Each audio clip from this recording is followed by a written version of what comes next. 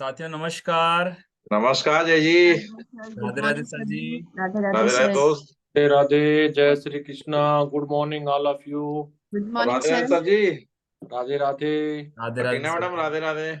Radhe Radhe sir.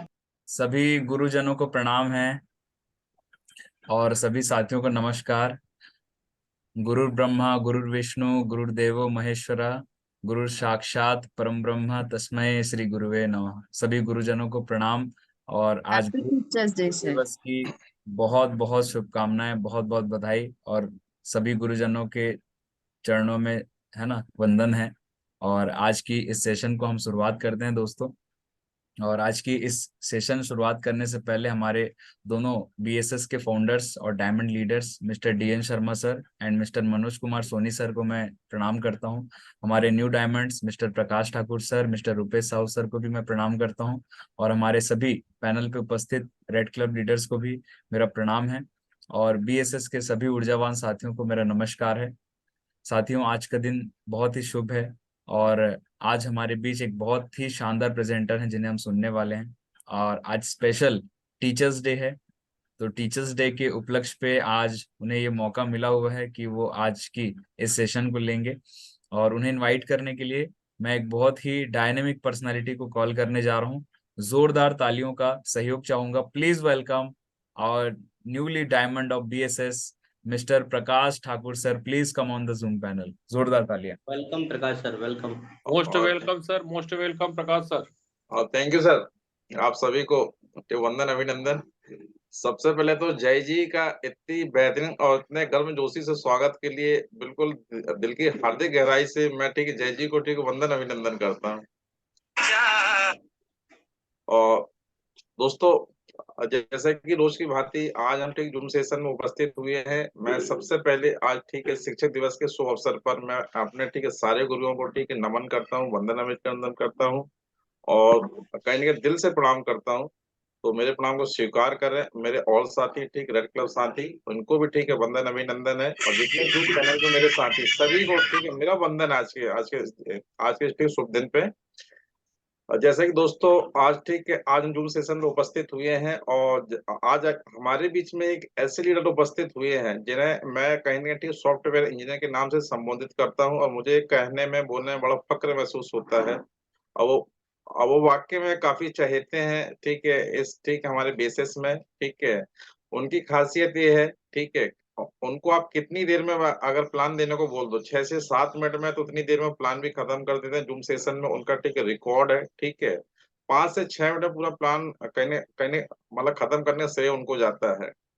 दोस्तों ऐसे ही आज एक हमारे बीच में कर्मवीर हमारे साथी हैं, योद्धा है, जो कि वो उनका जन्म स्थान है कटनी और कर्म भूमि दमोहटा एमपी से। तो आज हम उनको सुनने वाले हैं और मैं 100% निश्चित तौर पे कह सकता हूँ कि आज उनसे कुछ हमें नया सीखने को अवश्य मिलेगा, क्योंकि जब जब वो ट्रेनिंग सेशन में आते हैं वो एक नई चीज को लेकर उपस्थित होते हैं। और आज के शुभ दिन में उनको ये चीज आज के टीचर्स डे में आज उनको सुनने का हम सभी को सौभाग्य प्राप्त है।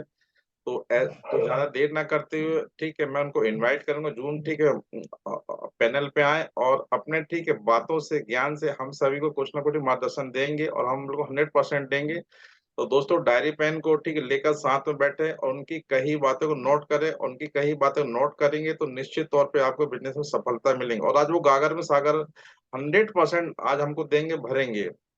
तो मैं कहने का इन्वाइट करना चाहता हूँ हम सभी के चहेते मिस्टर आशीष आहूजा जी, आप स्क्रीन पे आए और अपने ज्ञान से ओत-प्रोत करें और हमें मार्गदर्शित कर रहे हैं। तो please invite Ashish Ahuja ji, come on.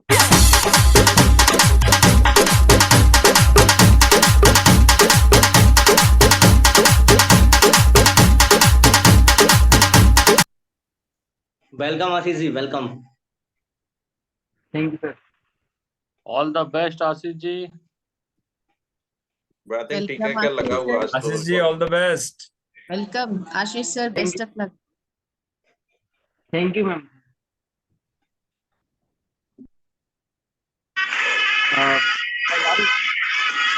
Yes, आ रही है आवाज। Welcome. All the best tiger.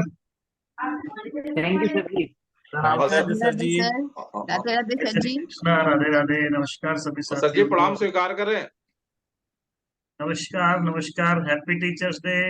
Happy thank आपको यू टीचर्स भी सर डे। सर, आपको। राधे राधे, जय श्री कृष्णा सर जी।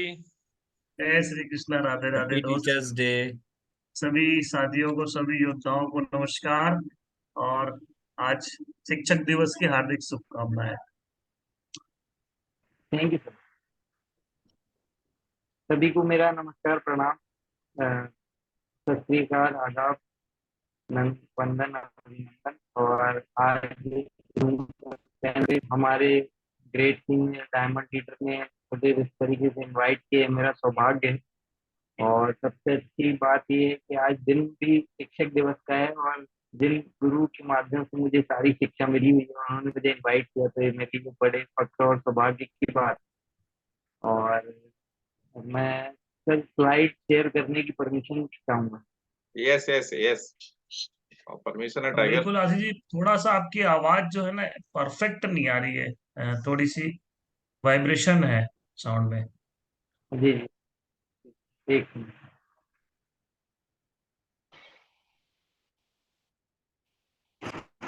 सर अब ठीक है?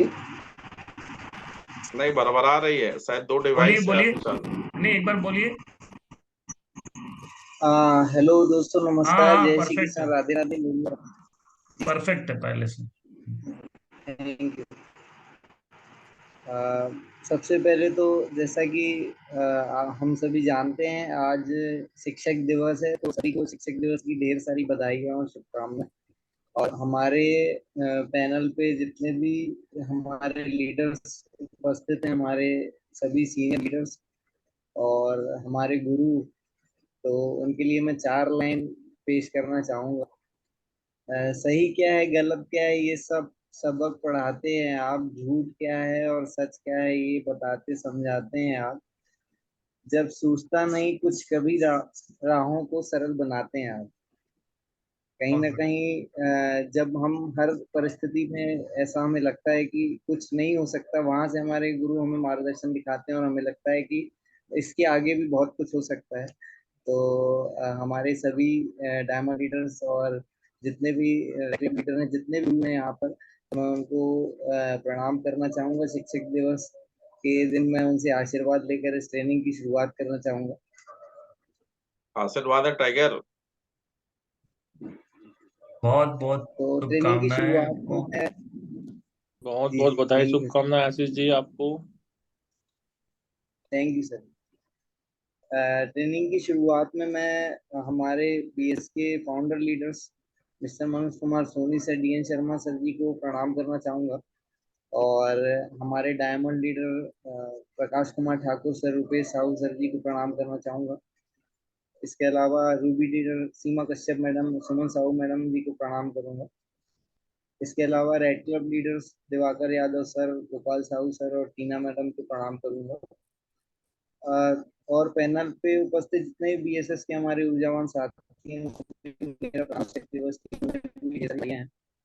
और मैं आप सबको बधाई देना चाहता हूँ, और हर बार मैं बधाई देता हूँ कि हम सब एक मजबूत और बढ़िया और ऐसी कंपनी में हैं जो कि 23 साल से हमें हमारा भरण पोषण कर रही है। सेफ शॉप, इसके लिए एक बार जोरदार तालियां होनी चाहिए। सेफ शॉप का ऑफिस हम सभी जानते हैं कि जनकपुरी दिल्ली में है, और वहीं से सारी चीजें ऑपरेट होती है पूरे भारत में। और सेफ शॉप के हमारे सारे महान डायरेक्टर्स जिनसे कंपनी की शुरुआत में आए हैं, और और जितने भी डायरेक्टर्स कह रहे हैं, तो उनके लिए भी एक बार जोरदार ताली। उन कंपनियों में नेटवर्क एरर है आशीष जी, आवाज आपकी ना रुक रही है, ब्रेक हो रही है बीच बीच में। नेटवर्क जी। एरर है मेरे ख्याल से। स्लाइड किसी जी और उसमें से चलवा हाँ, में अच्छा होता। हाँ सर, ऐसा ही हुआ है। मैं यहाँ से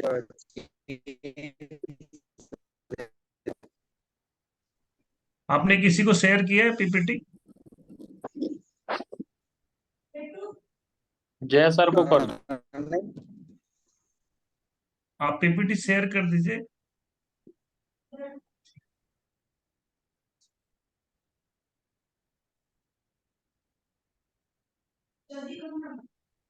सर अब आ रहा है क्लियर? हाँ हाँ, अभी आ रहा है क्लियर। जी सर। तो कहते हैं कि कंपनियां बहुत सारी होती हैं, लेकिन उन कंपनियों में सफल होने के लिए सिस्टम का ही पावर होता है। तो बीएसएस सिस्टम कहीं ना कहीं बिजनेस सपोर्ट सिस्टम की वजह से हम सभी लोग आज आगे बढ़ पा रहे हैं, जिसकी वजह से हम एक एक चीजें सीख पाते हैं। और जिनके पीछे रीजन सिर्फ यही है कि हमारे महागुरुओं की सोच है कि हाँ, हमने जिस मुकाम को हासिल किया है, हमारे सिस्टम में, हमारी कंपनी में जितने भी नए नए लोग शामिल होते हैं, उन्हें एक से हर सारी चीजें, बेसिक चीजें उन्हें पता चलनी चाहिए। तो कहीं ना कहीं हमारे बीएसएस सिस्टम के लिए भी एक बार जोरदार तालियां होनी चाहिए, जो कि हमारे महागुरुओं की वजह से हमें सारी जो एजुकेशन है मिल पा रही है।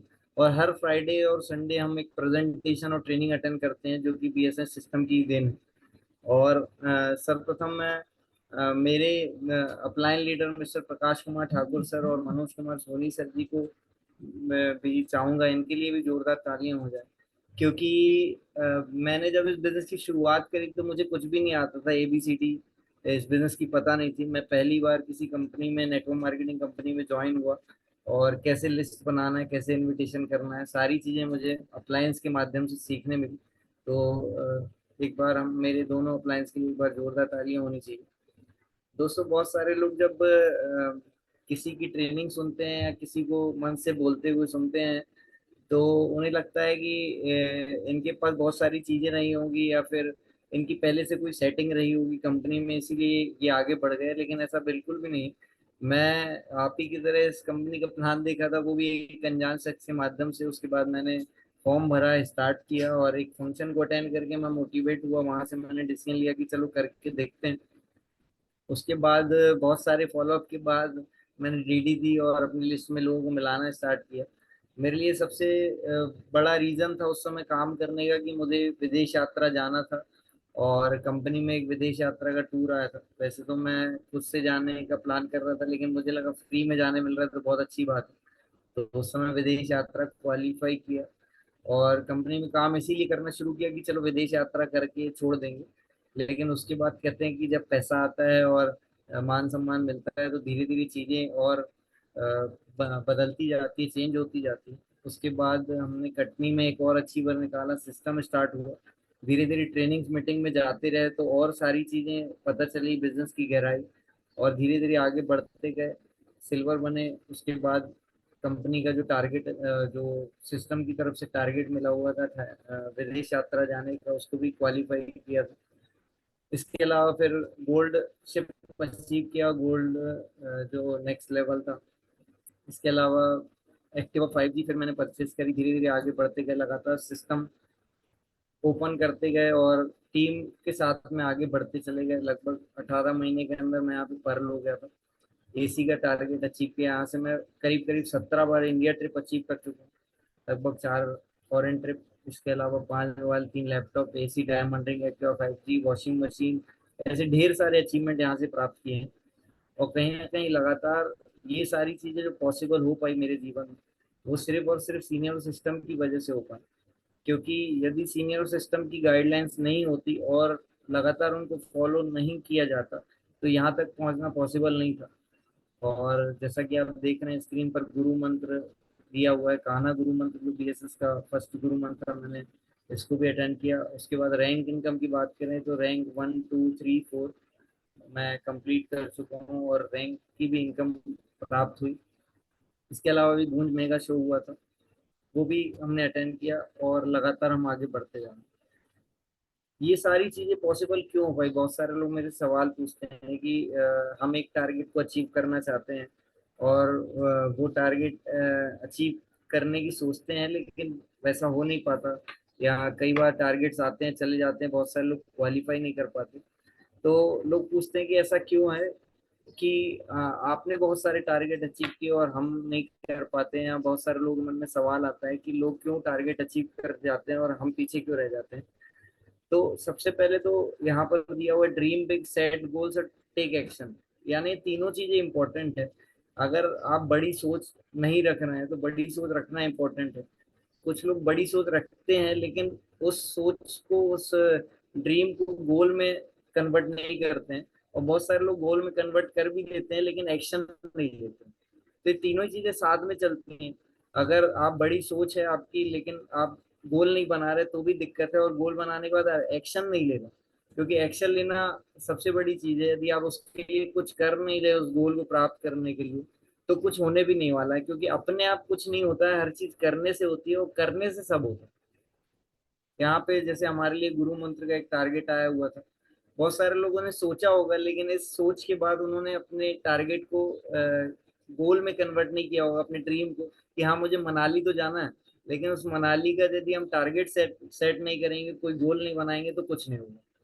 लेकिन बहुत सारे लोगों ने टारगेट भी बनाया है, गोल भी सेट किया है, लेकिन उसके लिए कोई एक्शन नहीं ले रहे हैं। वो कहीं ना कहीं बिजी हैं अपने दूसरे कामों में, चीजों में उलझे हुए हैं, दिक्कतें हैं, परेशानी है, मौसम है, दुनियादारी है, और इसी कारण वो एक्शन नहीं ले पा रहे। और एक्शन नहीं लेने की वजह कुछ भी हो सकती है, और लेकिन एक्शन नहीं लेने से जो नुकसान होने वाला है वो यही होने वाला है कि आपका टारगेट कभी क्वालिफाई नहीं होने वाला।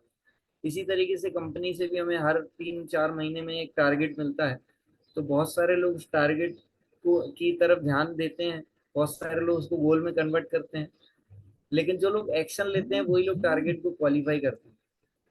तो मेरे हिसाब से एक्शन लेना बहुत जरूरी है। मैं अपने टारगेट की बात करूं तो मेरा जो अगला टारगेट है, जो कि मैंने बनाया हुआ है, हर बार जब भी नए टारगेट्स आते हैं तो हम अपने टारगेट सेट करते हैं। तो मेरा टारगेट है कि 11 अक्टूबर तक मैं अपने नेक्स्ट रैंक को कंप्लीट करने वाला हूँ। और जो अभी मनाली गुरु मंत्र चल रहा है हमारा बूट कैंप 3.0, उसमें कम से कम मेरी टीम से 10 क्वालिफायर फ्री सीट में होने वाले हैं। इसके अलावा 2 कंपनी टारगेट अचीवर भी मेरी टीम से आने वाले हैं। तो कहीं ना कहीं ये जो टारगेट हमने सेट किया है, इसको टारगेट सेट बस करने से कुछ नहीं होता, उसके बाद एक्शंस भी लेने पड़ते हैं, जो कि हम लगातार ले रहे हैं। जैसे अभी पुराना आपको पता होगा कि हम पिछली बार नैनीताल जिम कॉर्बेट गुरुमन 2.0 गए थे, बहुत सारे लोग गए थे साथ में। और 3.0 का मतलब ये है कि वो नेक्स्ट अगला जो मनाली बूट कैंप है वो नेक्स्ट लेवल का होने वाला है। तो कोई भी ये नहीं सोचे कि जो पुराना बूट कैंप था या पहले जिस आप बूट कैंप में गए वैसा ही कुछ होने वाला है। उससे हमेशा बेहतर होता है, कुछ स्पेशल होता है। तो वो सारे लोग भी क्वालिफाई करें और इस बूट कैंप में भी जाएं और उसका भी अनुभव है। मेरी जो जर्नी थी सेफ शॉप के साथ जब शुरुआत हुई, तो शुरुआत तो मेरी मेन सिटी से हुई, जहाँ से मैं मतलब जहाँ जो मेरा होम टाउन है कटनी से। लेकिन धीरे धीरे जहां जहां से मुझे उम्मीद समझ में आई, धीरे धीरे जहां जहां से मुझे लिस्ट मिली, जहां जहां से मुझे ऐसा लगा कि नहीं काम हो सकता है, वहां वहां मैं एक्शन लेता गया और काम करता गया। मैं कटनी के बाद कैमूर में भी काम किया, विजरावगढ़ में भी काम किया, सिमनाबाद में भी काम किया, और धीरे धीरे सिमनाबाद के बाद फिर सतना में भी काम किया, जबलपुर में भी काम किया, इटारसी में भी किया, बहुत सारी जगहों पे काम किया मैंने। और लगातार हर बार जहां जहां से किसी को सपोर्ट की आवश्यकता पड़ती थी, कहीं कहीं भी किसी भी चीज की आवश्यकता पड़ती थी, कहाँ पे लगता था कि नहीं यार इस लिस्ट में काम किया जा सकता है, यहाँ पे काम हो सकता है, लगातार उस जगह पे गए और ग्रो किया और आगे बढ़े। और अभी मैं राइट नाउ दमोह में वर्क कर रहा हूँ। दमोह के आसपास हटा है, सागर है, और जहाँ पे हमारा काम शुरू हो चुका है, और लगातार इसी तरीके से हम आगे बढ़ते जा रहे हैं। इसका मतलब ये है कि मौसम हो सकता है बदलते जाएं, दिन बदलते जाएं, हफ्ते बदलते जाएं, साल बदलते जाएं, महीने बदलते जाएं, कोई दिक्कत नहीं है, लेकिन आपका एक्शन नहीं बदलना चाहिए। एक्शन लेने का जो आपके अंदर इरादा जो आपने बनाया है वो नहीं चेंज होना चाहिए, वो एक्शन लगातार लेते रहना चाहिए। बहुत सारे लोगों से मैं एक्शन लेने की जब बात करता हूँ तो बहुत सारी चीजें, बहुत सारी परेशानियां बताते हैं। क्या परेशानियां बताते हैं? कुछ लोग तो अपना ज्यादातर समय सिर्फ घर पे ही बिताते हैं, बीवी के साथ बिताते हैं, बच्चों के साथ बिताते हैं, परिवार के साथ बिताते हैं, और घर से निकलने में बहुत ज्यादा टाइम लगा देते हैं, और रेगुलर फील्ड में नहीं जाते। हमारे महागुरु बोलते हैं कि यदि आप घर पे हो तो इसका मतलब आप माइनस में जा रहे हो, आपके एक्सपेंस बहुत सारे होते जाएंगे, और यदि आप फील्ड पे हो तो आप पैसा कमाते जाओगे और आगे बढ़ते जाओगे। बहुत सारे लोग जो घर पर बैठे रहते हैं और एक्शन नहीं ले पाते टाइम पे, और ज्यादा समय फील्ड पे नहीं होते हैं, ऐसे ही लोग बाद में बिजनेस छोड़ने के बाद बोलते हैं कि यार मैं तो कर चुका हूँ और मैं तो जुड़ा था और कुछ होता नहीं। होता तो सब कुछ है, लेकिन उसके लिए कुछ करना पड़ता है, क्योंकि हम भी यदि इस दुनिया में आए तो किसी ने कुछ किया होगा तभी हम इस दुनिया में आए। कहते हैं कि सफल होने का कोई मंत्र बता दीजिए, बहुत सारे लोग अपने सीनियर से बोलते हैं। तो जब मैंने अपने सीनियर से पूछा कि सफल होने का मंत्र क्या है, तो उन्होंने बोला कि आप आज ही घर छोड़ दो। जब आप घर छोड़ दोगे तो अपने आप आपका दिमाग और ध्यान और सारी चीजें केवल काम पे रहेंगी, और अपने आप धीरे धीरे आप ग्रो करते जाओगे। यदि कोई व्यक्ति इनिशियल लेवल पे जो मेरी बात को सुन रहा है और अभी शुरुआत किया है, या फिर अभी कम लेवल पे, छोटे लेवल पे, और अपनी सिटी में बिजनेस कर रहा है, तो मुझे लगता है कि यदि वो घर नहीं छोड़ सकता तो उसको 10-15 घंटे डेली त्याग करना चाहिए, कि मैं 10-15 घंटे तो डेली घर नहीं जाऊंगा, मैं 10-15 घंटे फील्ड में दूंगा, डेली 10-15 घंटे घर का मैं त्याग करूंगा। बहुत सारे लोग मैं देखता हूँ, एक व्यक्ति को प्लान दिखा और घर चले गए, 2 लोगों को फॉलोअप किया, घर चले गए। उनका कोटा ही उतना है, उतना कैपेसिटी ही उतनी है, और वो उम्मीद करते हैं कि हम कंपनी टारगेट क्वालिफाई कर लेंगे, रूम मंथ कर लेंगे, हम लाखों रुपए कमा लेंगे। ऐसे लोग लाखों रुपए नहीं कमा पाते। देर से ही सही, लेकिन आपको सफलता जरूर मिलेगी। यदि कोई व्यक्ति प्रयास कर रहा है, लगातार एक्शन ले रहा है और लगातार सारी चीजें कर रहा है, उसके मन में सवाल आता है कि लेकिन फिर भी मैं अभी सक्सेस नहीं हो पा रहा हूँ। कहते हैं कि कुछ सफलताएं जो होती है ना, कुछ समय बाद मिलती है, लेकिन मिलती जरूर है। कहते हैं घर बनने में समय नहीं लगता है, लेकिन महल बनने में समय लगता है। क्योंकि जो आपकी सफलता है, यदि लंबे समय तक आपको टिकाए रखनी है, तो आपको थोड़ा सा पेशेंस भी रखना पड़ेगा। इस बात पे मैं एक कहानी सुनाना चाहूंगा। एक डॉग, फीमेल डॉग थी और एक एलिफेंट थी। दोनों में बहुत अच्छी दोस्ती थी। दोनों जब प्रेग्नेंट हुई, तो प्रेग्नेंट होने के 3 महीने बाद जो डॉग पपी था, उसने लगभग 6 पपी को जन्म दिया, 6 उसके बच्चे हुए। और उसके 6 महीने बाद उसने फिर 6 पपी को जन्म दिया, और ऐसा सिलसिला ये लगभग 1.5 साल चला, और 1.5 साल में उसके काफी सारे बच्चे हुए। उसके दिमाग में बात आ रही थी कि यार, मेरे साथ तो मेरी दोस्त जो एलिफेंट थी, उसने भी, जो हाथी था, उसने भी वो भी प्रेग्नेंट हुई थी, लेकिन उसका अभी तक बच्चा क्यों नहीं हुआ। लेकिन वो उससे सवाल नहीं कर पा रही थी। उसको लग रहा था यार, दोस्ती ना खराब हो जाए। लेकिन उसने पूछ ही लिया एक बार कि अरे, मैं पिछले 1.5 साल में इतने सारे बच्चे मेरे हो चुके हैं, और पिछले 1.5 साल में तुम्हारा अभी तक बेबी नहीं हुआ है, तुम्हारा अभी तक बच्चा नहीं हुआ है। तो वो हाथी जवाब देता है, सुनिएगा ध्यान से, आपको समझ में आएगा। हाथी बोलता है कि मैं सबसे पहले तो ध्यान में रखो कि मेरे पेट में जो बच्चा है वो कोई डॉग नहीं है, कोई पपी नहीं है, वो हाथी है। और हाथी जब इस दुनिया में आता है, पहली बात तो 2 साल में एक बार में बच्चा पैदा करता है। और हाथी जब दुनिया में आता है तो धरती उसको महसूस करती है, और वो इस धरती के ऊपर जब चलता है, जब लोगों के बीच से गुजरता है, तो लोग उसको देखते हैं, एडमायर करते हैं उसको, उसको सामने हाथ जोड़ते हैं, और उसको शक्तिशाली समझते हैं।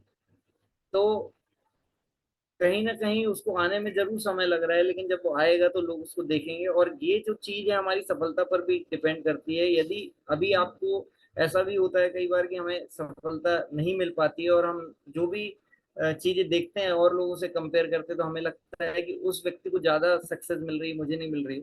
लेकिन हो सकता है आपका डायमंड कहीं ना कहीं छुपा हो, आपको जल्दी जल्द ही मिलने वाला हो। तो इसीलिए आपको पेशेंस रखना है। इसके लिए मैं 4 रूल बताने वाला हूँ, 4 सफलता के नियम है, जो कि हर सक्सेस व्यक्ति ने फॉलो किया है उस चीज को। और कहीं ना कहीं सफल लोग इसके बारे में बहुत बार बताते रहते हैं अपने अपने तरीके से।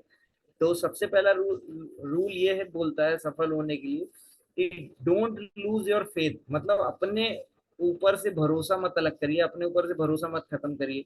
ये मत सोचिए कि आपसे कुछ नहीं हो सकता, क्योंकि आप ही हो जो सब कुछ कर सकते हो। सिर्फ आपको विश्वास करने की देर होती है कि यदि इतने सारे लोग कर रहे हैं तो हम क्यों नहीं कर सकते। सिंपल सी बात है कि बहुत सारे लोग इस सिस्टम में आके लखपति करोड़पति बन चुके हैं, और हम भी बाय डिफॉल्ट, बाय चांस उसी सिस्टम में आ चुके हैं। तो आज नहीं कल हमें भी सफलता मिलेगी, लेकिन उसके लिए सबसे जरूरी चीज है कि हमें अपने आप पे भरोसा करना पड़ेगा। और कहते हैं कि जिस व्यक्ति को खुद पर भरोसा नहीं होता है, तो उस पर पूरी दुनिया में से कोई भी भरोसा करने वाला नहीं है। तो आप यदि चाहते हो कि लोग आप पर भरोसा करें, तो सबसे पहले आपको खुद पर भरोसा करना होगा। दूसरा है कीप पेशेंस। बहुत बार ऐसा होता है कि जब हम बिजनेस कर रहे होते हैं, तो कभी हमारा बिजनेस ऊपर जाता है, कभी उसका ग्राफ नीचे जाता है। और नए नए लोग जब इस बिजनेस में ज्वाइन हो रहे होते हैं, तो उनको जब रिजल्ट मिलना शुरू हो जाते हैं, उनको जब अच्छे रिजल्ट मिलते हैं, तो जो व्यक्ति पुराना हो जाता है उसे जब रिजल्ट नहीं मिलते तो वो अपना कंपेयर करने लगता है।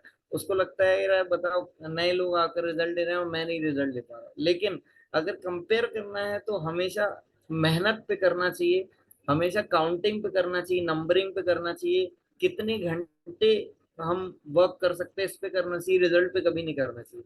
इसका मतलब ये है कि हमेशा मेहनत से, किसी की भी मेहनत से कंपेयर करना चाहिए।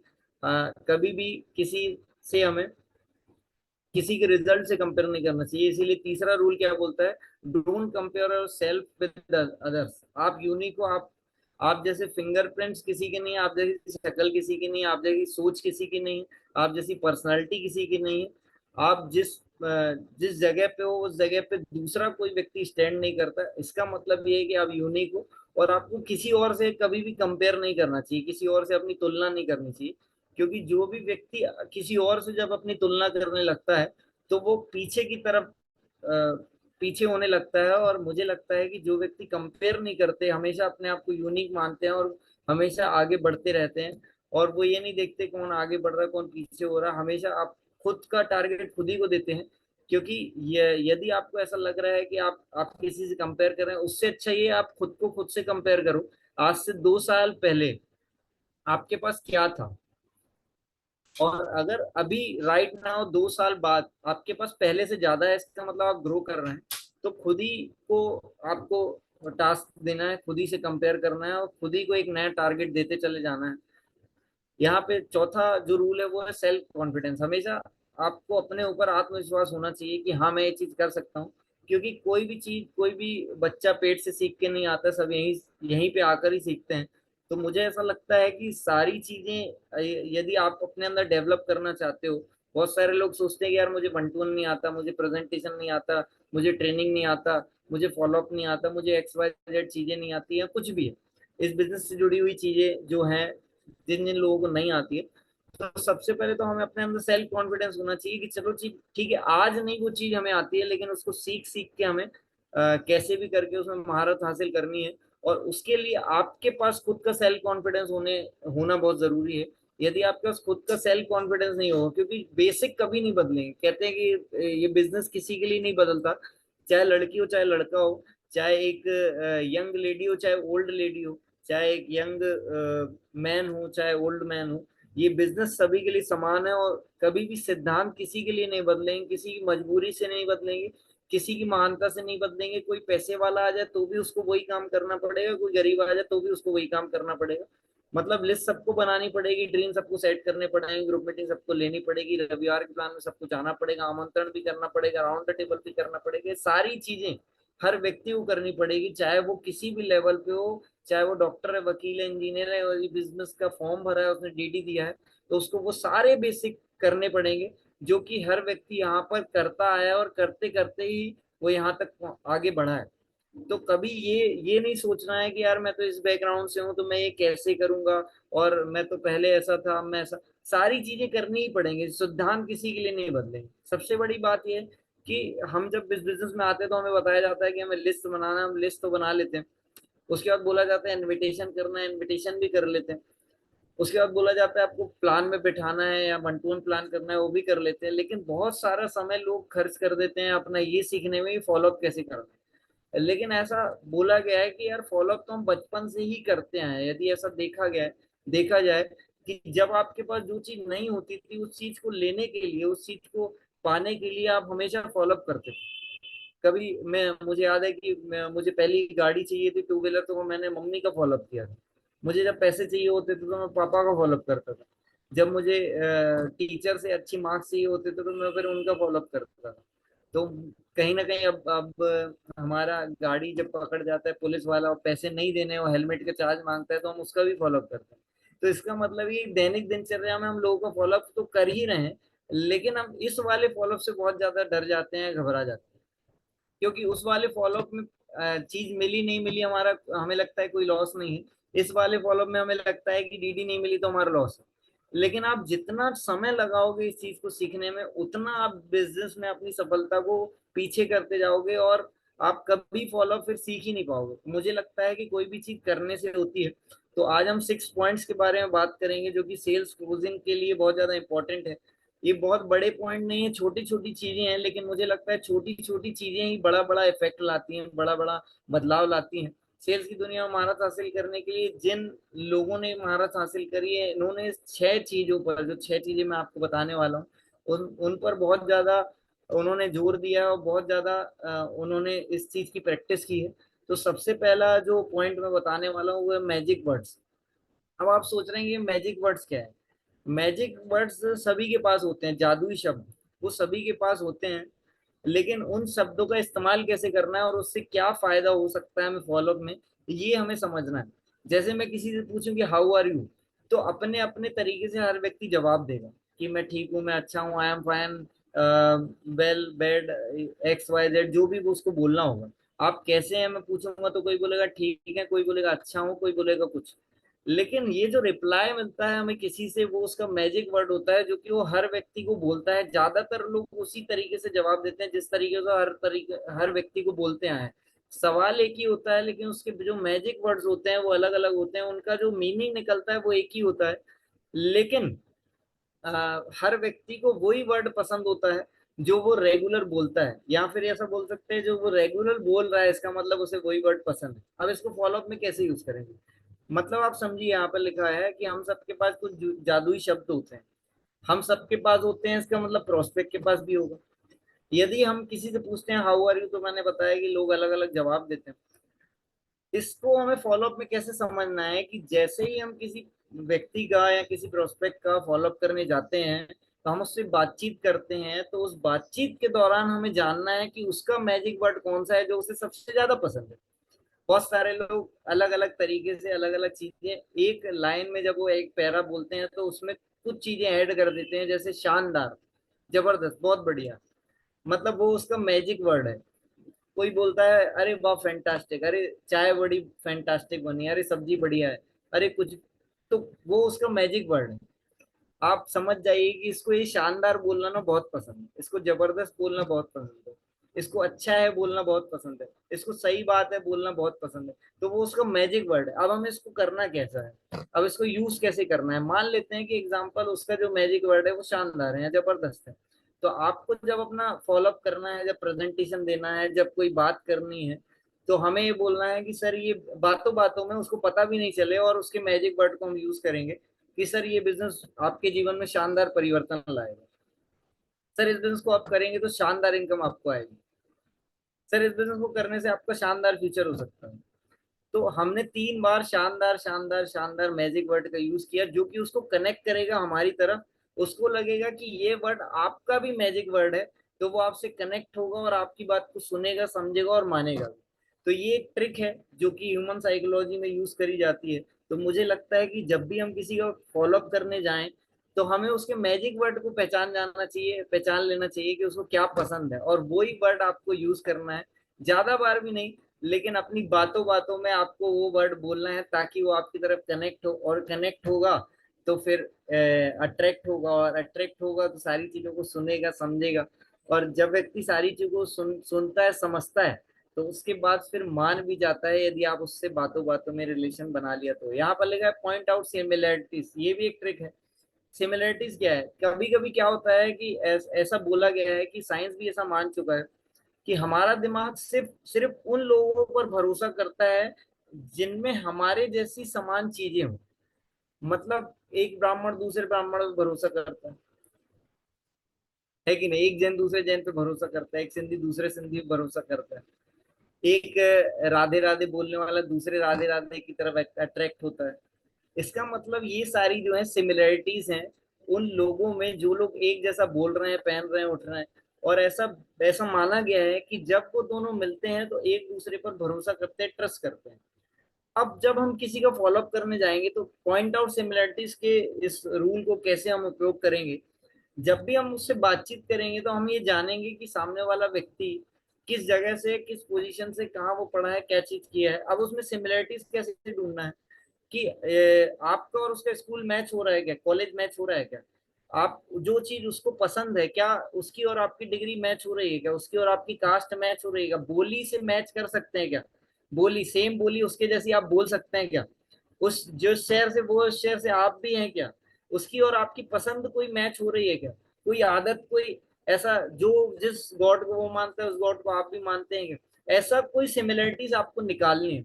और नहीं भी है ऐसा कोई तो निकालनी है, पैदा करनी है उस समय, और बोलना है सर अरे ऐसा, अरे वो तो अच्छा वो पड़ोस, अच्छा वो तो मेरा भी दोस्त है, अच्छा वो तो मेरे चाचा का लड़का है, अच्छा ऐसा है, अच्छा आप भी वहां पढ़े हैं, अच्छा ऐसा हुआ, अच्छा वहां रहते थे आप, अच्छा ये चीज है, अच्छा चलिए बहुत बहुत खुशी हुई, आप तो मेरे ही गांव के निकले, अरे क्या बात है, बड़े दिनों बाद अपने गांव वाले से मिलके तो बहुत अच्छा लग रहा है, और बताइए सर कैसा, अरे मैं भी इस जॉब में हूँ, अरे मैं भी ये हूँ, ऐसा कर, इस तरीके से आपको सिमिलरिटीज को पॉइंट आउट करते हुए बात करनी है एकदम। आपको प्रॉपर बिजनेस के मुद्दे पे आने से पहले सिमिलरिटीज ढूंढनी है, और सिमिलरिटीज पे भी बात करनी है कि उसकी और आपकी सिमिलरिटीज यदि मैच हो गई तो कनेक्शन अच्छा बनेगा और बात को सुनेगा। ध्यान रहे कभी भी किसी भी प्रोस्पेक्ट के सामने आप अपने आप को बेहतर करने की या बेहतर बताने की कोशिश मत करिए, क्योंकि जब आप किसी प्रोस्पेक्ट के सामने अपने आप को बेहतर बताने की प्रोसेस करेंगे, आप प्रयास करेंगे कि आप उससे बेहतर हैं, उससे ज्यादा जानते हैं, उससे ज्यादा आपको समझ है, तो वो आपके साथ कभी कनेक्ट नहीं कर पाएगा। लेकिन आप उसके सामने बेहतर हो भी जाओगे तो आपको उसके उसके बाद सेल नहीं मिलने वाली, काम नहीं होने वाला। इसीलिए हमेशा सिमिलर रहिए, नॉमिनल रहिए, भले पद आपका ऊंचा है, लेवल आपका बड़ा है, आपने जिससे ज्यादा पैसे कमा रखे हैं वो आपके हिसाब से छोटा है, लेकिन उसके बाद भी आपको सिमिलरिटीज ढूंढ ढूंढ के आपको उसके साथ में मैच करना है उन चीजों को। तीसरा हमारा रूल है कि आपको स्माइल करना है ऑलवेज। कहते हैं कि मुस्कुराते हुए जब हम किसी बात को बोलते हैं तो वो बात सामने वाले को अच्छी हो बुरी बुरी, लेकिन वो उस बात को समझता है और एक्सेप्ट भी करता है। सिर्फ मुस्कुराते हुए बोलना है, वर्ड वर्ड आपके अपने तरीके से जो भी आप यूज करते हो, लेकिन आपको बोलना मुस्कुराते हुए। तरीका सबका अलग अलग हो सकता है, लेकिन बोलना मुस्कुराते हुए। कहते हैं smile is universal symbol of love and appreciation. इसका मतलब ये है कि आप यदि मुस्कुराते हो, कुछ ऐसा भी बोलते हो ना कि आपके हिसाब से यार वो थोड़ा सा डिफिकल्ट है या फिर सामने वाले को नहीं भी आ रहा समझ में, लेकिन यदि आप मुस्कुराते हुए बोलोगे तो वो समझने की कोशिश करेगा और आपके साथ में कनेक्ट होने का प्रयास करेगा और आपको ज्यादा टाइम देगा, समय ज्यादा देगा, आपकी बात को समझेगा और एक्सेप्ट भी करेगा। लेकिन यदि आप मुस्कुराते हुए नहीं उसको बताएंगे चीजें को, तो हो सकता है वो आपको ज्यादा टाइम नहीं दे, आपकी बात को ढंग से सुने भी नहीं। कहते हैं जितना ज्यादा आप मुस्कुराएंगे उतना वो भी मुस्कुराएगा। मतलब सामने वाला नहीं मुस्कुरा रहा आपका प्लान सुनने के बाद या फिर उसको ये जानने के बाद, ये अरे यार ये तो जुड़ने वाला है, ये तो ऐसा है वैसा है, उसके दिमाग में बहुत सारी भ्रांतियां हैं, लेकिन मुस्कुराते हुए हंसते हुए आप बात कर रहे हैं, तो पुराना दूध का जला हुआ आदमी भी आपके साथ में कनेक्ट होके हो सकता है कि इस वाली छाछ को फूक फूक कर पी ले। लेकिन यदि आप मुस्कुराते हुए बात नहीं करोगे तो जला वाला व्यक्ति बोलेगा नहीं यार मैं तो ये सब कर चुका हूँ, छोड़ो यार अभी मुझे नहीं करना। तो कहते हैं smile is asset of a business. आपका सबसे बड़ा एसेट आपकी स्माइल है। यदि आपने इसको अपने नेचर में लिया है, बहुत सारे लोग हम शक्ल देख के ऐसा लगता है कि बहुत जन्मों से मुस्कुराया नहीं है ना, बहुत सालों से मुस्कुराहट में इसकी जाले लग गए हैं। तो सही मुझे है। लगता है कि आपको मुस्कुराना अपने नेचर में ले आना चाहिए, अपने स्वभाव में ले आना चाहिए। मतलब कोई भी बात हो मुस्कुराओ। आप जाम में खड़े हो, कहीं पे आपको ट्रैफिक है, कोई प्रॉब्लम हो गई, कुछ है, आप मुस्कुराओ। तो मुस्कुराने से कुछ नहीं होगा, उस प्रॉब्लम का सोल्यूशन मिलेगा नहीं मिलेगा, लेकिन आपको कोई उससे इफेक्ट नहीं होगा हमको। तो इसीलिए मुझे लगता है कि आपको मुस्कुराते रहना चाहिए। कहते हैं हर टाइम, चाहे आप प्रोस्पेक्ट से मीटिंग की शुरुआत कर रहे हैं, ओपनिंग कर रहे हैं, फॉलोअप कर रहे हैं, क्लोजिंग कर रहे हैं, लौट रहे हैं, एंडिंग कर रहे हैं, आपको सेल नहीं मिला, कुछ नहीं हुआ, कोई जवाब नहीं मिला, हाँ भी नहीं ना भी नहीं, कुछ नहीं है, अभी भी बात बीच में अटकी हुई है, कुछ भी है, कोई भी सिचुएशन है, आपको मुस्कुराना है ऐसे। और सर कैसे, सब बढ़िया। चौथा, आई कांटेक्ट। आई कांटेक्ट कहते हैं कि यदि कोई व्यक्ति आंख में आंख डाल के बात करता है तो उसमें उसकी ईमानदारी झलकती है। आंख मिलाकर यदि कोई व्यक्ति बात कर रहा है, इसका मतलब वो आत्मविश्वासी व्यक्ति है, सेल्फ कॉन्फिडेंस उसके अंदर बहुत सारा है। और यदि आप ईमानदार हैं, आप मानते हैं कि आप ईमानदारी वाला काम कर रहे हैं, आप कोई बेईमानी वाला काम नहीं कर रहे हैं, आप चोरी डकैती नहीं कर रहे हैं, आप सामने वाले की जिंदगी बदलने के लिए उसके पास गए हुए हैं, और आपके बिजनेस प्लान में आने के बाद, आपके बिजनेस में को ज्वाइन करने के बाद उसकी जिंदगी में ढेर सारे परिवर्तन आएंगे, तो आपको आंखों में आंखें डाल के बात करनी चाहिए। इसलिए आप जो भी बात करें, आप जितना भी आपको आता है टूटा फूटा, जितना भी आपसे बनता है, जितना भी आपने सीखा है, तो आपको आई कांटेक्ट जरूर मिला के बात करनी है, चाहे आप पैसे से रिलेटेड बात कर रहे हैं, चाहे बिजनेस प्लान से रिलेटेड बात कर रहे हैं, चाहे कोई भी बात कर रहे हैं, चाहे वो कोई भी सवाल पूछ रहा है, तो आपको उसका जवाब आई कांटेक्ट से ही देना है। पांचवा हमारा रूल है यस टेक। अब ये यस टेक क्या है? यस मतलब हाँ, स्टेक मतलब ढेर। बहुत सारे टाइम में ऐसा देखा गया है, बोला गया है, रिसर्च भी प्रमाणित कर चुकी है कि अगर एक बार यस बुलवाना शुरू कर दिया जाए, अगर आप किसी से भी एक बार यस बुलवाना शुरू कर दे, तो आपके जो सेल्स क्लोजिंग की संभावना है वो लास्ट में यस में कन्वर्ट होने में उसको हेल्प मिलती है, और उसकी संभावना बढ़ जाती है कि वो लास्ट में भी यस बोलेगा, यदि आपने शुरुआत भी यस से करी। इसीलिए बोलते हैं कि आप शुरुआत में बहुत ज्यादा डिफिकल्ट चीजों पर बात नहीं करें, बहुत सारा एक्सप्लेनेशन उसको नहीं करें। एक सवाल वो कर रहा है तो उसको दूसरा भी करने का मौका दीजिए, अभी एकदम से जवाब देना शुरू मत कर दीजिए।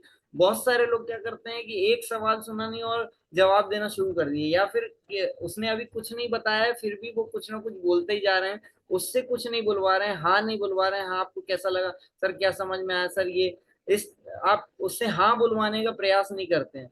तो मुझे लगता है आपको छोटी छोटी चीजें पूछकर हाँ का एक ढेर लगाना चाहिए।